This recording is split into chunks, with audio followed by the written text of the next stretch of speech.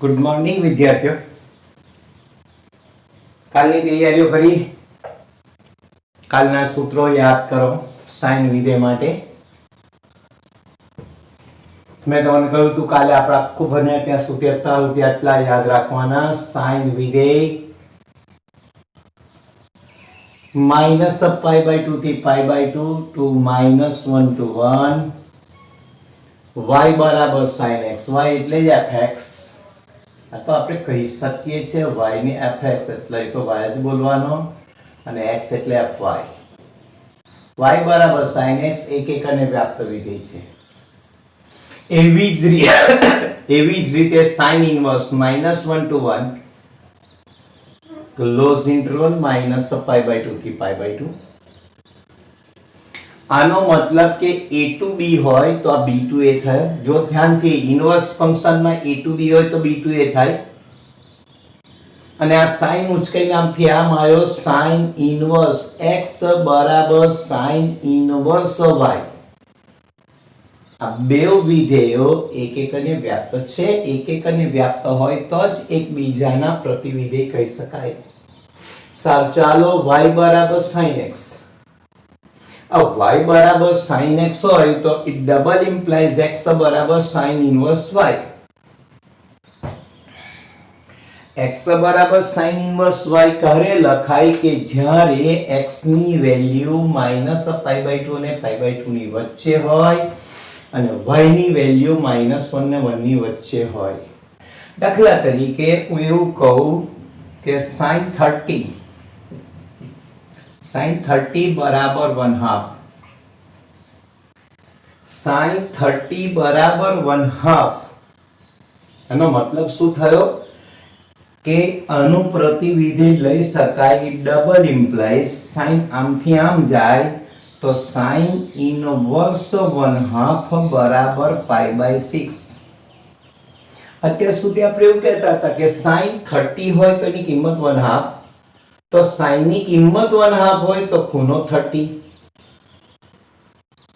મગનભાઈ નો છોકરો છગનભાઈ તો છગનભાઈ નો બાપો મગનભાઈ, ઊંધું બોલવાનું છે, બીજું કશું છે નહીં ભાઈ।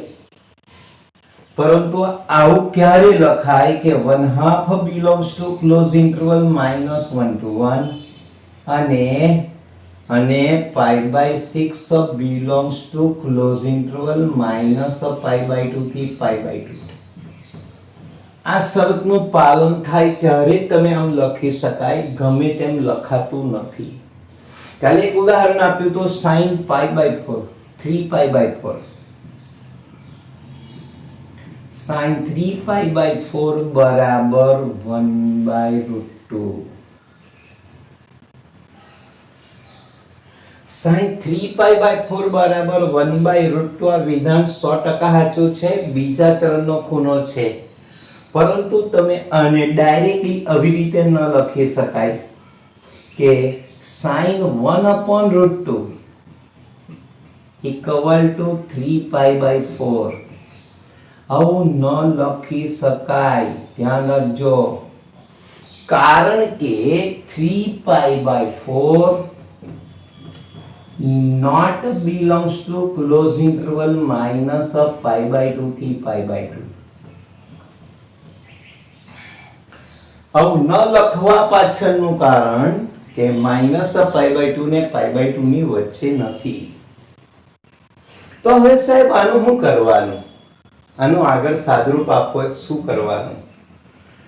એવો નિયમ છે ભાઈ કે કોઈને મારવો હોય ને તો યોગ્ય જગ્યા લઈ જઈને મારવો પડે। હવે ગમે તે નહીં મરાય ને યાદ કરો કે આ ખૂણો -π/2 ને π/2 ની વચ્ચે લાયા પછીથી આ પ્રતિવિધેય લખાય। લખવાનું તો છે, છોડી નહીં દેવાનું ભાઈ। કિંમત શોધવામાં આવા દાખલા હશે। જે ના કરી શકાય ને સીધી રીતે ના કરે તો એને પહેલા સાદરૂપ આપવું પડે। તો હું આનું પહેલું સ્ટેપ લખીશ sin π -π/4।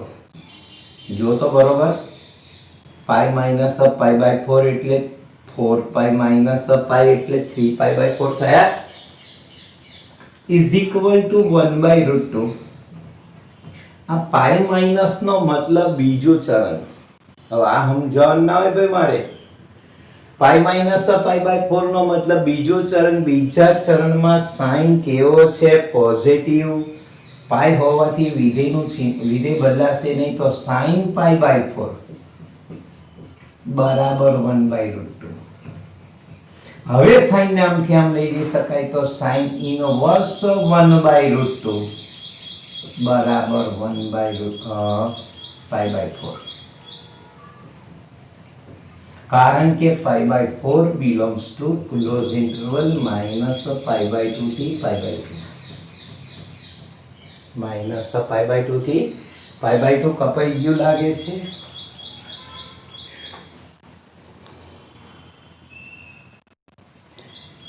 નાનાથી કપલ દેખાય છે. ચાલો બરોબર. તો આ થઈ ગયો વાત સાઈનની, આ સૂત્રની. ઈચ્છા થાય ત્યાં સાઈન આમથી આમ ના લવાય ભાઈ, ધ્યાન રાખીને સમજો. આ બે શરતનું પાલન થવું જોઈએ. સારું, વાંધો નહીં. આપણે સાઈન વિધેય વિશે બહુ ભણ્યા. બહુ એટલે બહુ જ ઘણું ડિટેલમાં ભણ્યા. સાઈન વિધેય એક એક બનાવ્યું, વ્યાપ્ત બનાવ્યું, એક એક અને વ્યાપ્ત બનાવ્યું. પછી એનું પ્રતિવિધેય લખ્યું. પ્રતિવિધેય લખ્યા પછી બંનેના આલેખ દોર્યા. પ્રતિવિધેયની વ્યાખ્યા અનુસાર કેટલાક સૂત્રો બનાવ્યા. હવે આ જ મુદ્દો આપણે કોસ માટે જોઈશું. ડિટેલમાં થોડું કોસ માટે જોઈએ. બાકી બધું પછી ડાયરેક્ટ શું કરી લેશું? પહેલા બહુ ડિટેલમાં, બધામાં ડિટેલમાં. બધી વસ્તુ એકની એક જ છે, ખાલી થોડુંક બદલાશે. ચાલો વિચારો. કોસ વિધેય, cos from R to R. પ્રદેશે R રાખ્યો ને સપ્રદેશ પણ R રાખ્યો, બંને R રાખ્યા.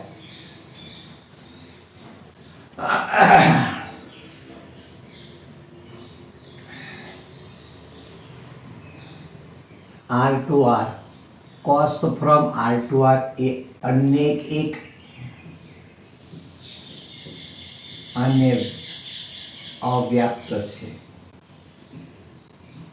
અવ્યાપ્ત વિધેય છે. અનેક એક અને અવ્યાપ્ત. ટ્રિગ્નોમેટ્રીના બધા જ વિધેયો અનેક એક અને અવ્યાપ્ત છે. એને એક એક અને વ્યાપ્ત બનાવવા માટે આ પ્રદેશ અને સહપ્રદેશમાં ફેરફાર કરવા પડે. ચાલો ફરી લખું. cos from R to close interval -1 to 1. મેં અહીંયા આગળ એક શરત લીધી, સહપ્રદેશ અને વિસ્તાર સરખો થઈ ગયો. જ્યારે સહપ્રદેશ અને વિસ્તાર સમાન થાય ત્યારે એ વિધેય વ્યાપ્ત વિધેય કહેવાય. તો હવે આ વિધેય માટે લખવું હોય તો લખાય અનેક એક અને વ્યાપ્ત. ચાલો, અનેક એક અને વ્યાપ્ત વિધેય છે. અનેક એક અને વ્યાપ્ત વિધેય છે. અને પછી હું છે ને પ્રદેશ થોડો નાનો કરું, થોડો એટલે ઘણો નાનો કરીશું. ક્લોઝ ઇન્ટરવલ 0 થી પાઈ કરી દઉં. તો it implies -1 to 1. તો આ વિધેય એક એક અને વ્યાપ્ત થયું. એક એક અને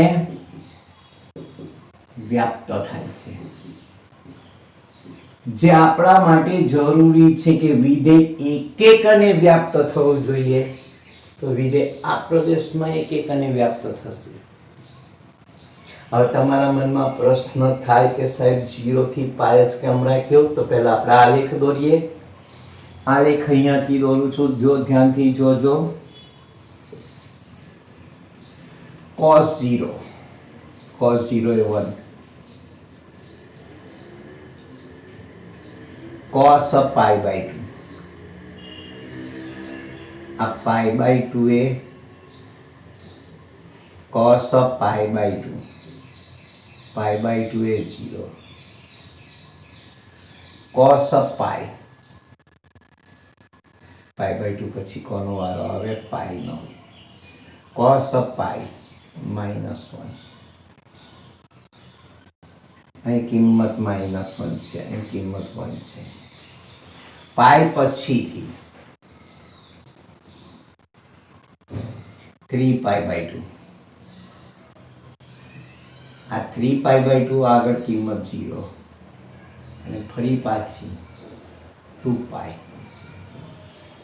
આગળ કિંમત 1 હવે આની અંદર આલેખ તો સાઇન અને કોસ નો દેખાવમાં હરખો જ છે પણ પોઝિશન થોડી બદલાય છે અહીં -π/2 એ -π તો -π/2 આગળ 0 -π આગળ -1 સાહેબ આ કિંમતો બધી યાદ રાખવી જોઈએ ના યાદ રાખે કોઈ મતલબ નહીં ભાઈ હું આલેખ દોરતો અહીંયા ધ્યાનથી જોજો કાચો આલેખ છે ભાઈ તમે કહેશો સાહેબ આખું ગયું ચાલે સમજ પડી આવી રીતે કોસનો આલેખ થયો કોસનો આલેખ આપણે એવું કહ્યું કે 0 થી પાઈ હવે દરેક વસ્તુ અહીં ફરી નહીં સમજાવું 0 થી પાઈ માં આટલો પ્રદેશ રાખીએ આટલો પ્રદેશ રાખીએ તો આટલા પ્રદેશમાં વિધેય એક અને વ્યાપ્ત બનશે વિધેય એક અને વ્યાપ્ત બનશે સાહેબ વિધેય અનેક ક્યારે કહેવાય એક ક્યારે કહેવાય અહીંયા ધ્યાન રાખો કે જ્યારે આપણે લીટી દોરીએ અને બધા બહુ જ બિંદુમાં છેદે તો વિધેય અનેક છે દાખલા તરીકે આપણો એક્સ અક્ષ આલેખની ઘણી બધી જગ્યાએ છેદે છે 3π/2 π/2 -π/2 that means વિધેય કેવું છે અનેક આપણે આલેખ દોર્યો ને બીજા નંબરનો દોર્યો પ્રદેશ કેટલો રાખ્યો છે r નો મતલબ કે ખૂણો હજુ આલેખ પતિ નથી ગયો આગળ જાય છે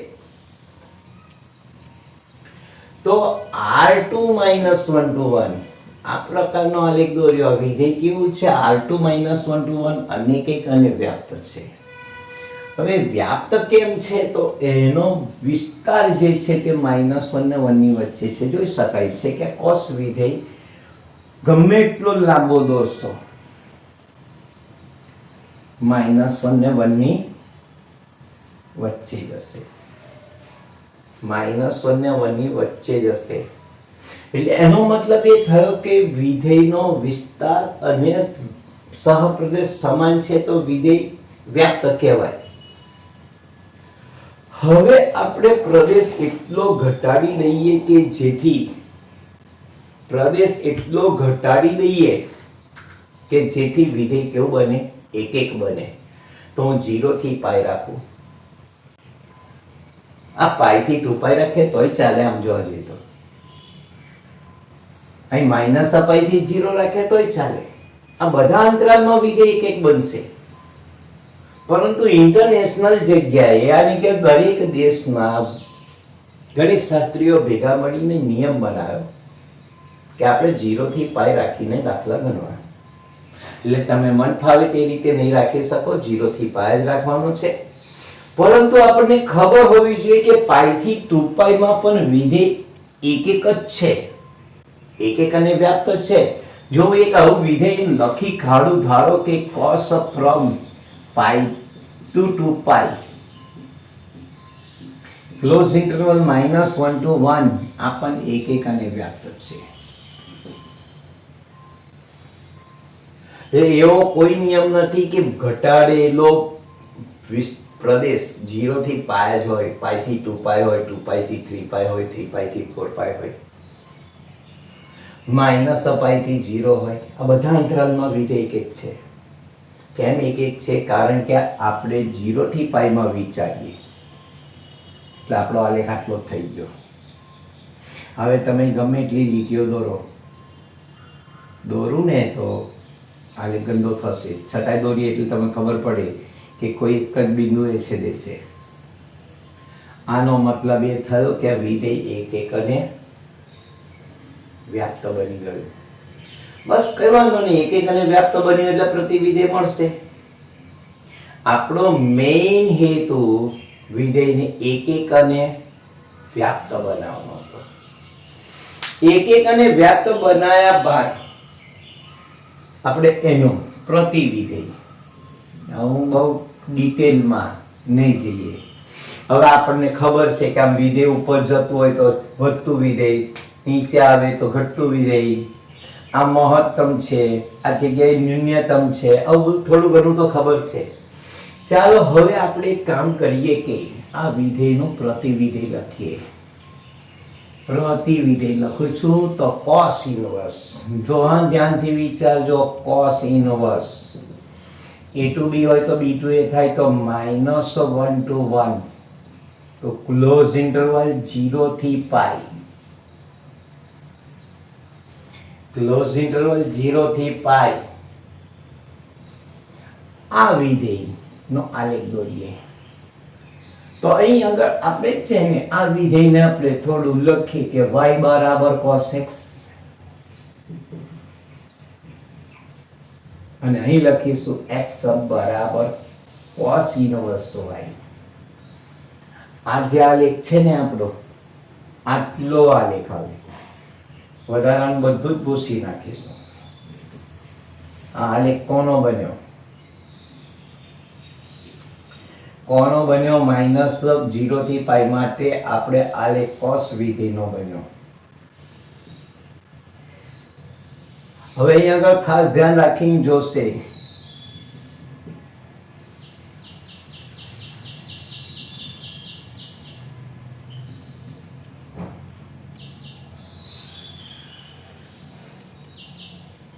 કે આનું પ્રતિવિધેયનો આલેખ દોરવો હોય તો પ્રતિવિધેયનો આલેખ બાજુમાં દોરીએ. જેવી રીતે sin નો દોર્યો તેવી રીતે cos નો. આમાં 0 થી પાય હતો, x અક્ષ ઉપર હતો, તો હવે x અક્ષ ઉપર -1 to 1 થશે. જો પ્રદેશ x અક્ષ ઉપર આવે તો -1 થી 1,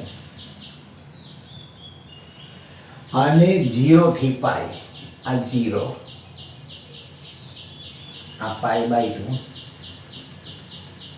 અને આ π.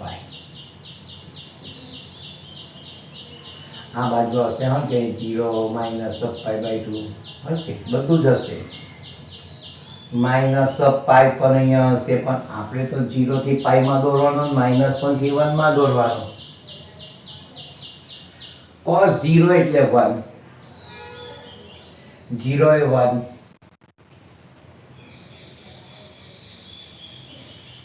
cos ઇનવર્સ 1 બરાબર 0. આ જગ્યાએ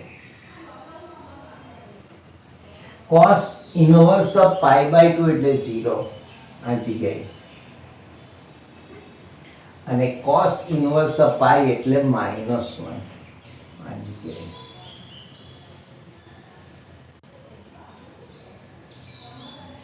આ 1 2 અને 3. અહીં આગળ પણ છે ને આલેખ આમ આખો દોરીએ તો આમ ચાલશે. અહીં જે રીતે આ ડાયરેક્શનમાં હતો એવી જ રીતે અહીં આગળ ઉપરથી નીચે આ ડાયરેક્શનમાં આવશે, એટલે આ આલેખ આમથી આમ જઈ આમ આવશે. આ આલેખ અને આ આલેખ જોઈ શકાય છે. હવે એક વાત ધ્યાન રાખો કે અહીં આગળ આનું પ્રતિવિધેય શોધવા માટે ધ્યાનથી વિચારજો. આનું પ્રતિવિધેય શોધવા માટે થોડું વધારે ડિટેલમાં સમજવા ટ્રાય કરીએ, જેટલું સમજીએ ને એટલી ખબર પડે. કોઈ પણ આલેખ હોય, કોઈ પણ વ્યાપક રીતે કોઈ પણ આલેખ દોર્યા પછી એના પ્રતિવિધેયનો આલેખ દોરવો હોય, એના પ્રતિવિધેયનો આલેખ દોરવો હોય તો તમારે એક x બરાબર y નામની એક રેખા અહીંયા આવેલી હોય છે. તો તમને બધાને ખબર છે x બરાબર y, ત્યાં એક સમતલ અરીસો મૂકી દેવામાં આવે. શું મૂકવામાં આવે ભાઈ? સમતલ અરીસો. ફરી વધુ વ્યવસ્થિત દોરવા ટ્રાય કરું.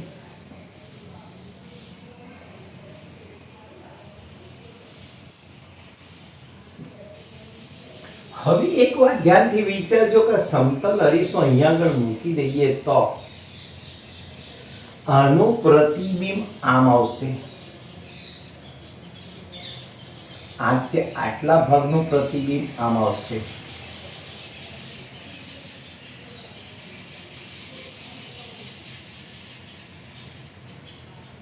અને આનું પ્રતિબિંબ આમ આવશે.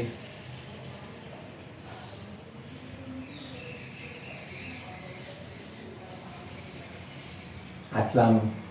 અને આખાનું પ્રતિબિંબ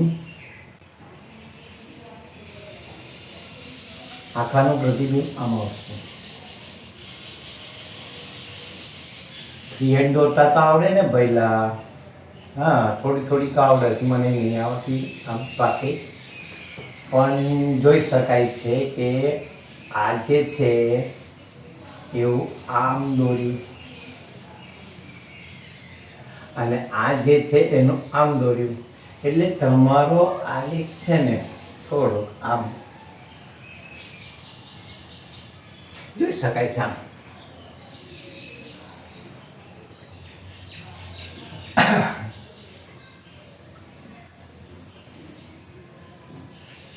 આ ડાયરેક્શન જો.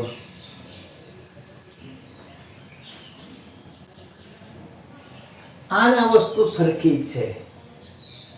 તો આ જે આલેખ આવ્યો એ y બરાબર cos x નો આવ્યો, અને આ જે આલેખ આવ્યો એ x બરાબર cos ઇનવર્સ y નો આવ્યો. તમારી ચોપડીમાં મેં બી આખી દોરેલી હશે, પરંતુ અમે કાર્ય કર્યું હતું સાઈનમાં કે એ લોકોએ આટલા ભાગને ઘાટો કર્યો છે. જોઈ લેજો, એ લોકોએ આખો આમ સળંગ આવો દોર્યો હશે. મે બી ધ્યાનથી વિચારજો. અને અહીં આગળ છે ને એ લોકોએ આમ આખો દોર્યો છે. કોસ અને સાઈન, કોસનો આલેખ પણ સળંગ દોર્યો છે, સાઈનમાં પણ દોર્યો, પણ આ ભાગ અહીં ઘટ્ટો કર્યો છે.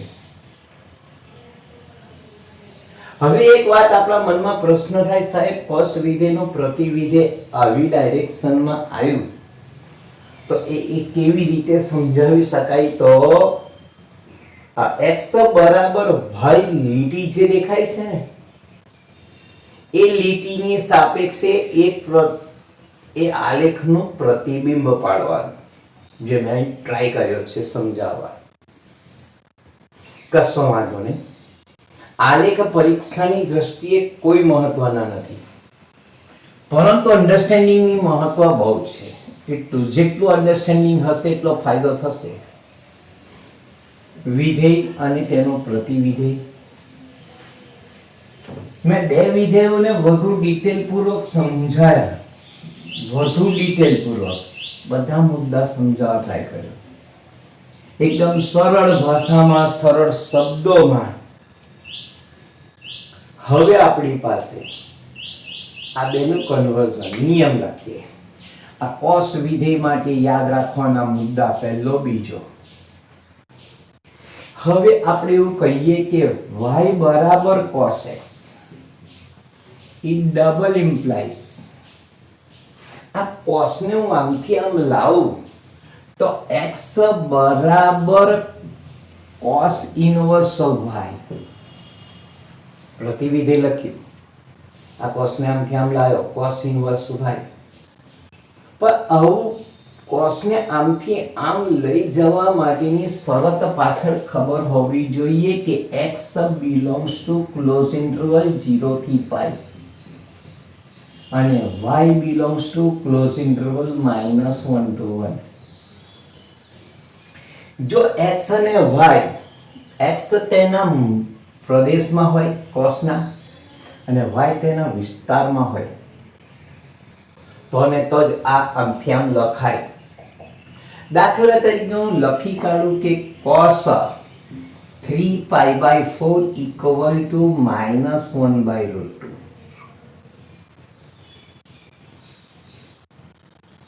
cos 3π/4 equal to -1/√2. બીજા ચરણમાં cos નેગેટિવ હોય. હા, નેગેટિવ હોય, બરોબર છે. તો આમાં તમે આવું લખી શકો કે cos ને આમથી આમ લઈ જઈ શકાય કેમ કે 3π/4 belongs to 0 થી પાઈ. તો હું આ cos ને આમથી આમ લઈ જઈ શકું તો cos ઇનવર્સ -1/√2 બરાબર 3π/4. આવું લખી શકાય. સાહેબ લખાય કેવી રીતે? તો અહીં આગળ આ જે ખૂણો છે 3π/4 કારણ લખવું હોય તો લખો 3π/4 belongs to close interval 0 થી પાઈ અને 1/√2 નહીં -1/√2 also belongs to close interval -1 to 1. -1 ને 1 ની વચ્ચે છે.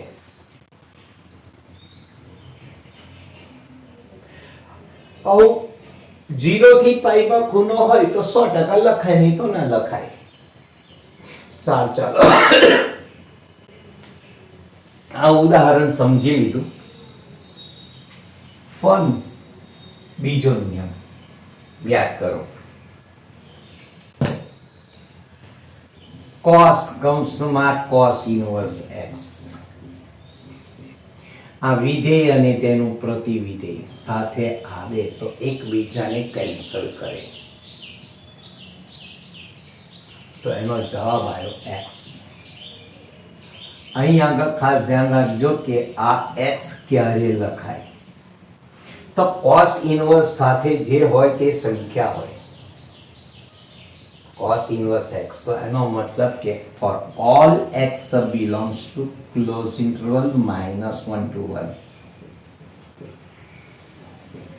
આવું લખવા માટે આ શરતનું પાલન થવું જોઈએ. cos બરાબર cos inverse x બરાબર x. પણ x ની વેલ્યુ -1 ને 1 ની વચ્ચે હોય તો અહીં આગળ આવું લખીને આપીએ તો cos કૌંસમાં cos inverse પાઈ બરાબર પાઈ લખાય કે ના લખાય? ના લખાય. કારણ ના લખાય આવું કારણ કે પાઈ એટલે 3.14 not belongs to close interval -1 to 1.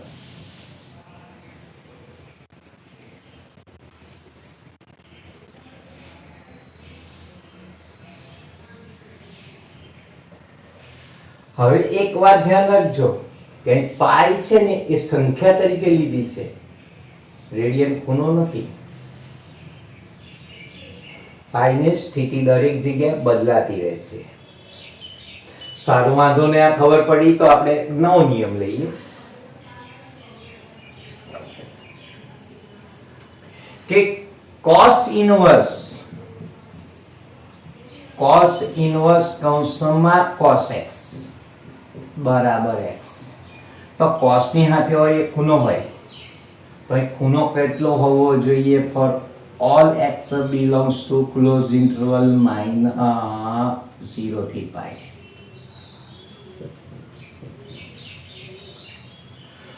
ટૂંકમાં આપણે બીજા 3 નિયમો આપણી પાસે આવી ગયા.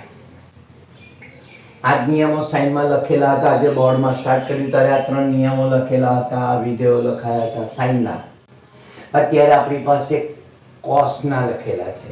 તો ટૂંકમાં કહેવાનો મતલબ શું છે કે આ નિયમો, આવા કેટલા નિયમો બનશે એક વિધેયમાં? આવા 3 નિયમો તો 6 વિધેય માટે 6 તરી 18 નિયમો, અને આ બધા નિયમોમાં વસ્તુ એકની એક જ છે, ખાલી આ પ્રદેશ ને વિસ્તાર બદલાય છે. જો તમને પ્રદેશ અને વિસ્તાર બધાના ખબર હોય તો તમે આવા સૂત્રો બધાના લખી શકાય, લખાવા જોઈએ તમારે. ત્યાં જ્યારે પણ તમે દાખલો ગણો ત્યારે એ સૂત્ર યાદ નહીં કરવાનું, પ્રદેશ અને વિસ્તાર યાદ કરજો.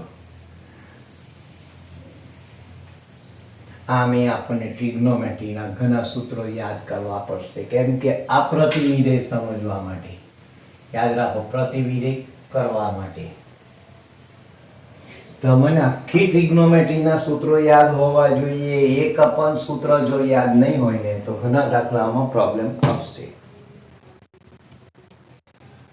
પછી એવું થાય કે સાહેબ અમે ના પડી, પણ પહેલા ટ્રિગ્નોમેટ્રીના બધા જ સૂત્રો કાલે આપણે છે ને આપણે ટ્રિગ્નોમેટ્રી આખી ટ્રિગ્નોમેટ્રીના બધા જ સૂત્રોનું રિવિઝન કાલે કરીશું.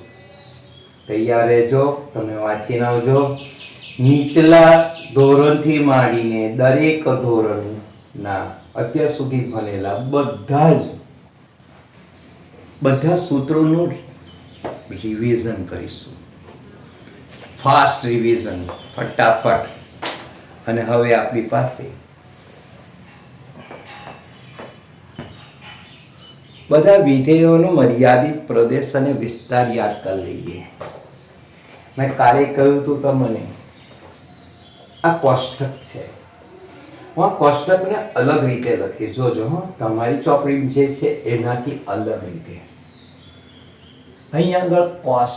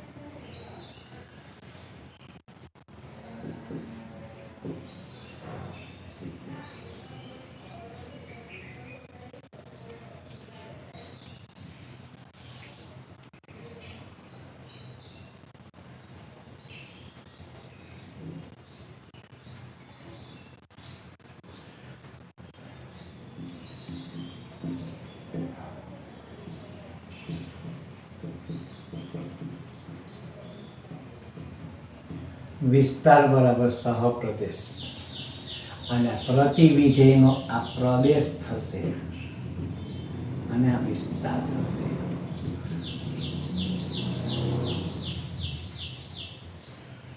વિધેય તરીકે હું લઉં સાઈન. બરોબર સમજો, એકમાં જ બે આવી ગયા. તમારી ચોપડીમાં એક જ સાઈન લખેલું છે. તો સાઈન વિધેયનો મર્યાદિત પ્રદેશ આવશે ક્લોઝ ઇન્ટરવલ -π/2 થી π/2, અને સાઈન વિધેયનો વિસ્તાર આવશે ક્લોઝ ઇન્ટરવલ -1 to 1. હવે એક વાત વિચારો કે સાઈન નું પ્રતિવિધેય આવશે સાઈન ઇનવર્સ. તો હવે આમથી વિચારીએ તો પ્રતિવિધેયનો આ પ્રદેશ બનશે ને આ વિસ્તાર બનશે.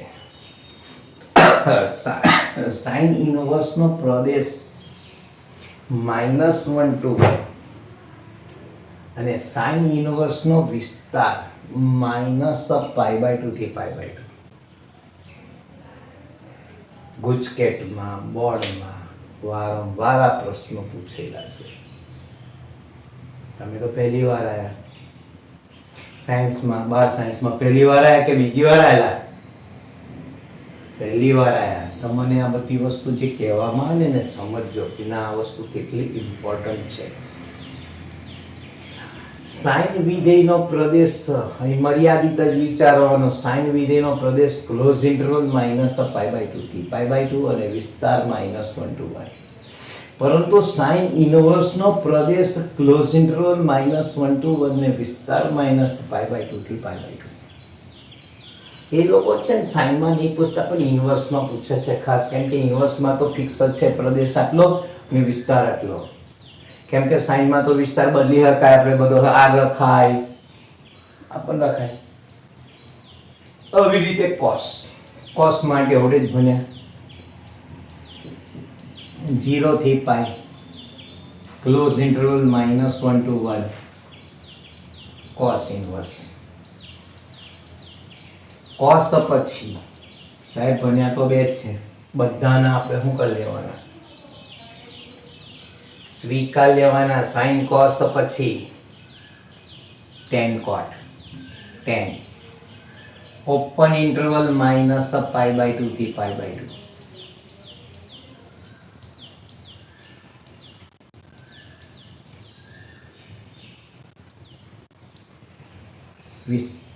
વિસ્તાર r, તો આ થશે tan ઇનવર્સ. આ tan પછી વારો આવ્યો કોટનો. તો કોટમાં ઓપન ઇન્ટરવલ 0 થી π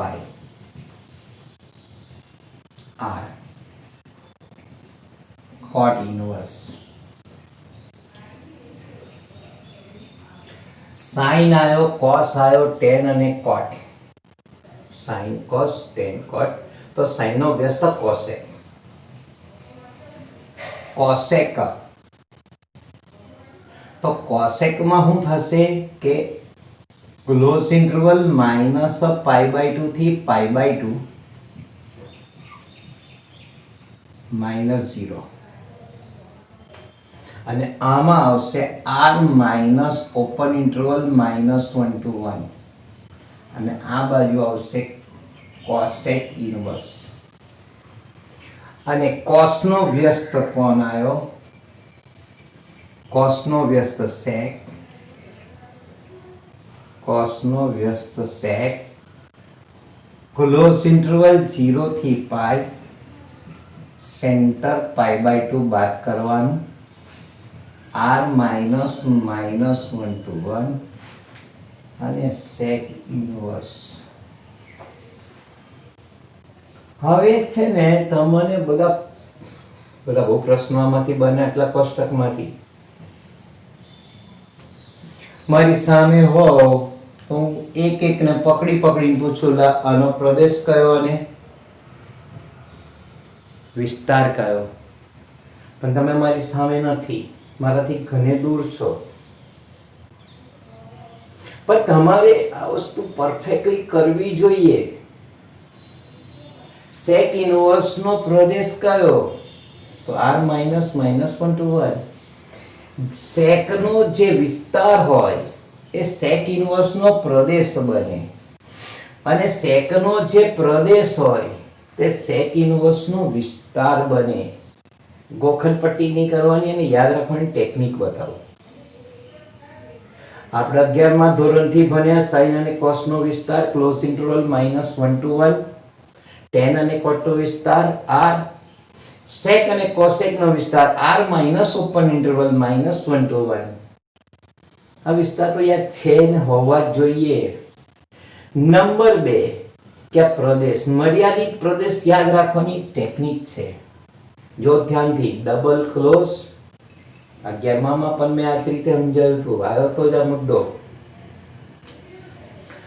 ડબલ ક્લોઝ, ડબલ ઓપન, બોલો ડબલ ક્લોઝ, સેન્ટર બાર. ફરીથી બોલીશ, પહેલા બે પ્રદેશ, આ પ્રદેશ અને આ પ્રદેશ સરખા જ છે, પણ થોડો ફેર છે. ડબલ ક્લોઝ છે એટલે બંને પ્રદેશ ક્લોઝમાં છે. એના એ જ પ્રદેશની ડબલ ઓપન છે અને પ્રદેશ એનો એ પણ ઓપન છે. અને આમાં શું છે કે ડબલ ક્લોઝ એટલે બે સાઈડથી ક્લોઝ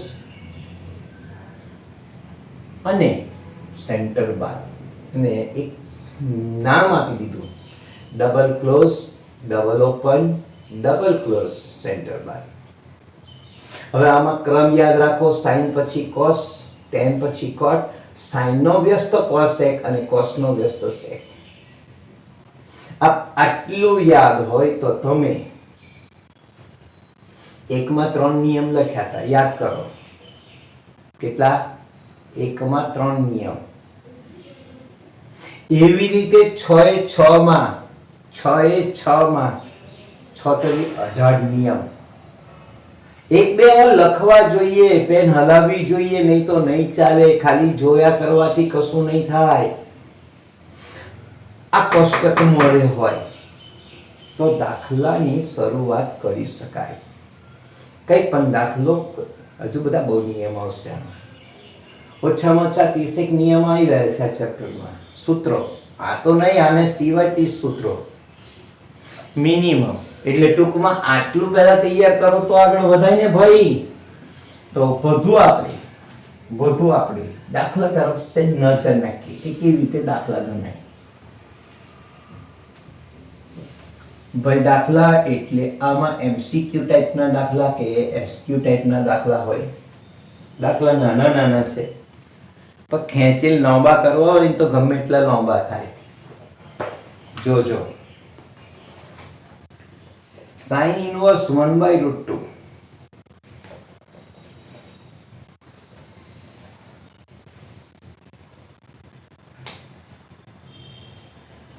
ઉદાહરણ number 1.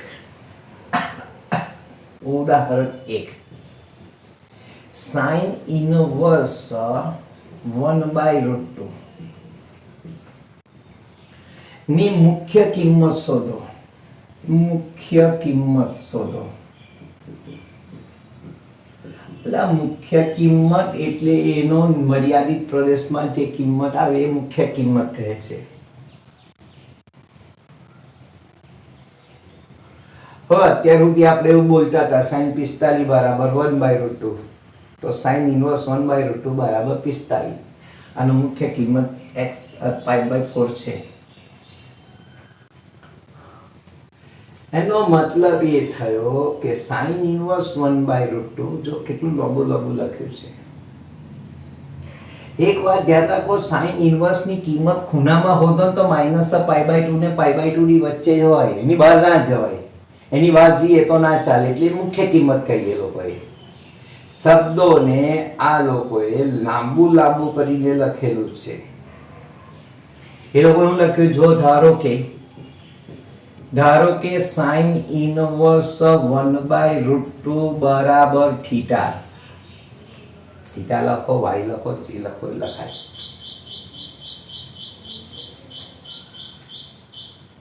sin inverse 1/√2 equal to theta ધારી લીધેલું છે, જ્યાં theta belongs to close interval -π/2 થી π/2 અને 1/√2 belongs to close interval -1 to 1. આ 1/√2 તો -1 ને 1 ની વચ્ચે છે. થીટા તો આપણે શોધવાનો છે. હવે આપણે મુખ્ય કિંમત વાળા આ બધું લખવાની જરૂર નથી. તો હવે આપણે આ sin inverse ને આમથી આમ લઈ જઈએ. જો સમજો, પહેલો નિયમ લાગે છે sin inverse y બરાબર x. તો આ sin inverse નો આમથી આમ લઈ જાઉં તો sin થાય. તો 1/√2 બરાબર sin થીટા. આવું આ ઇન્વર્સ ને આમ લઈ જવાય કે આને આમ લઈ જવું હોય તો આ શરતનું પાલન થવું જોઈએ.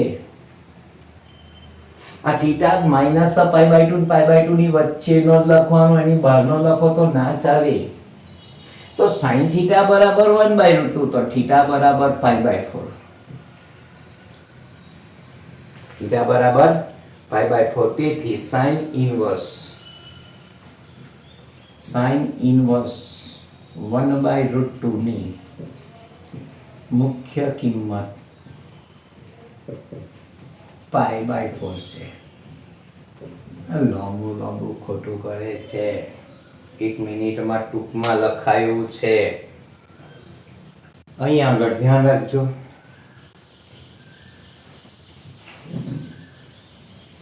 બીજો દાખલો ધ્યાનથી જોજો. ઉદાહરણ number 2. cot inverse -1/√2. Direct cot inverse માં પહોંચી ગયા. cot inverse -1/√3. cot inverse નું. હવે એક વાત ધ્યાન રાખો કે આની મુખ્ય કિંમત શોધો. મુખ્ય કિંમત એટલે વિસ્તારની અંદર જે આપણો મર્યાદિત પ્રદેશમાં કિંમત હોય તે મુખ્ય કિંમત. એમાં કઈ બહુ મોટી ધાર નહીં મારવાની. મુખ્ય કિંમત શબ્દ મૂકીને તમને ગૂંચવે છે. તમારે cot ઇનવર્સ એટલે 0 ને પાઈ ની વચ્ચે તમારી કિંમત શોધવાની. cot ઇનવર્સ નો પ્રદેશ કેટલો હતો મર્યાદિત cot નો 0 થી પાઈ ઓપન ઇન્ટરવલ, એટલે તમારે 0 થી પાઈ ની વચ્ચેની કિંમત શોધવાની છે. તો આના બરાબર y, જ્યાં y belongs to open interval 0 થી પાઈ અને -1/√3 belongs to r. પેલું કોષ્ટક જોતા રહેજો.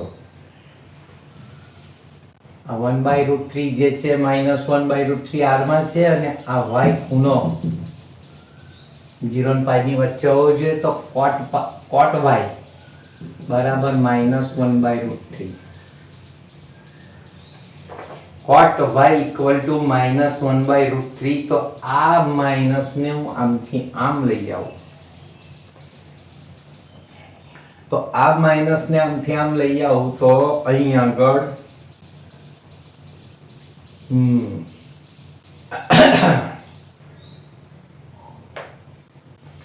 જો સમજવા પ્રયત્ન કરશો,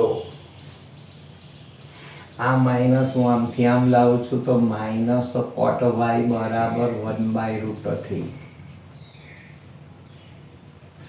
આ cot પાઈ માઇનસ y બરાબર 1/√3.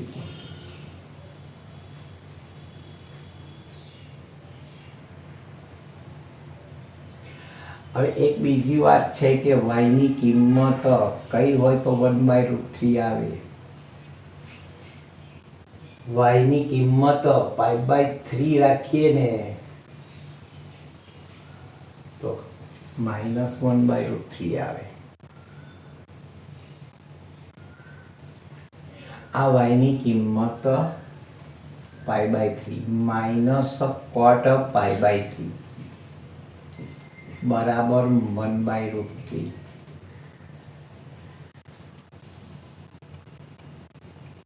આ માઇનસ આ બાજુ છે એટલે આ કિંમત પ્લસ છે ને આ કિંમત પ્લસ થશે ને આગળ માઇનસ એટલે ટોટલ કિંમત માઇનસ થશે. તો અહીં આગળ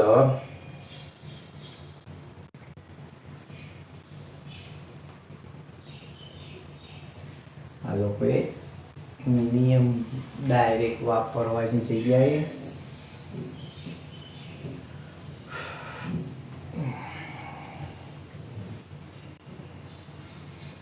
આપણી પાસે છે ને અમુક સૂત્રો છે જે નવા સૂત્રોનો ઉપયોગ કરીએ ને તો આપણે ઇઝીલી ફટાફટ સાદુરૂપ અપાય. પાછલા ચેની પર એક સૂત્રોની લિસ્ટ આપેલું છે, જો ત્યાંથી વિરોધી સંખ્યાના સૂત્રો. આ સૂત્રો હાલમાં વિચારી લઈએ. sin ઇનવર્સ -x બરાબર -sin ઇનવર્સ x. બીજું છે cos ઇનવર્સ -x બરાબર પાઈ -cos ઇનવર્સ x.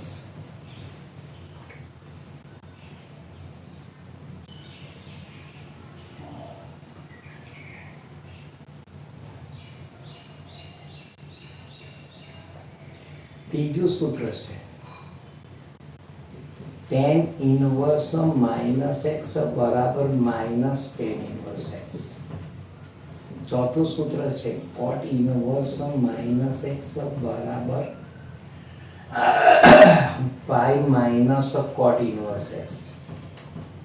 પાંચમું સૂત્ર છે sin નો વ્યસ્ત cosec inverse -x equal to -cosec inverse x.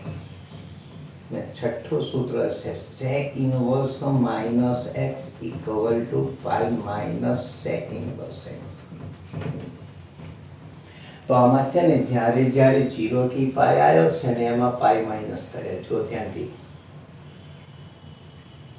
આમાં તો 3 સૂત્રો આપ્યા છે, બીજા અહીંયા આપ્યા છે. જો બે જૂથમાં આપ્યા છે 3 અહીં આપ્યા ને 3 અહીં આપ્યા, બધા પાઈ માઇનસ વાળા બાજુમાં આપેલા છે. જો મેં સળંગ લખ્યા, એના પાછા હું કોણ 2 ભાગ પાડ્યા હશે.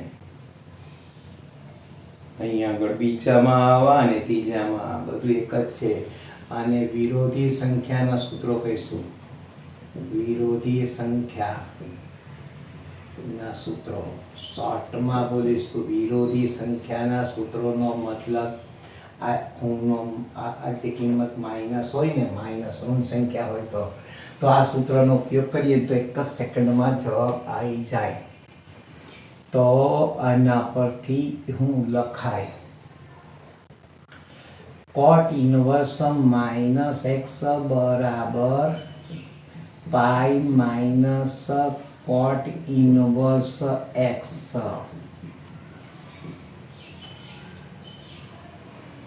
cot ઇનવર્સ માઇનસ એક્સ બરાબર pi minus cot inverse x.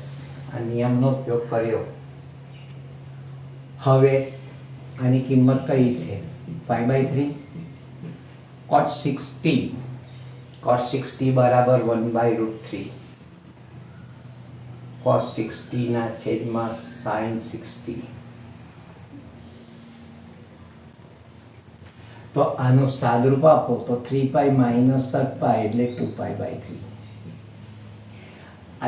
આટલા સ્ટેપમાં લખાય એ વસ્તુને એ લોકોએ લાંબુ કરીને લખ્યું છે,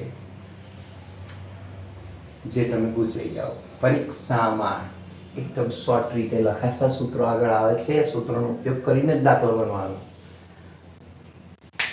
પછીથી સૂત્ર શીખવાડીએ એના કરતાં પહેલા સૂત્રનો ઉપયોગ કરતા થઈ જાઓ. હવે આ સ્વાધ્યાય 2.1 જો કેટલીક કિંમત ધન છે, કેટલીક ઋણ છે, એટલે આ સૂત્રનો ઉપયોગ કરવાનો. આ સૂત્રનો ઉપયોગ કરો તો એક લીટીમાં કિંમત મળે. હવે મુખ્ય કિંમત શોધો ને, કિંમત શોધો એટલું જ લખાય. આ બટાકા હોય નામ બદલી નાખ્યું, મુખ્ય કિંમત શોધો. મુખ્યનો મતલબ કિંમત શોધો. સમજવા ટ્રાય કરજો. આ સૂત્રનો ઉપયોગ કરીને તમે 1 મિનિટમાં દાખલા ગણી નાખો. પહેલો દાખલો sin ઇનવર્સ -1/2 બરાબર -sin ઇનવર્સ 1/2. આ sin ઇનવર્સ 1/2 એટલે sin 30. sin 30 એટલે 1/2. હું યાદ નહીં કરતો, તમને યાદ કરાવું છું. sin 30 બરાબર 1/2. 30 એટલે π/6. આ જવાબ આવ્યો π/6 -π/6. બીજો દાખલો છે cos ઇનવર્સ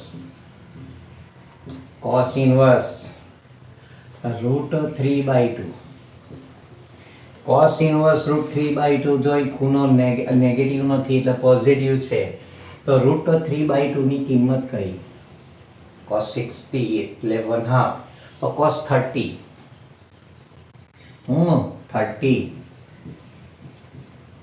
cos 30 બરાબર 3/2. હવે એક વાત ધ્યાન રાખો કે ઉપરની જેમ લખવું હોય તો 1000 વાર લખી શકાય. બધા દાખલા ઉપરની જેમ ગણ્યા કરશો તો કારે પત્તો ખાશે.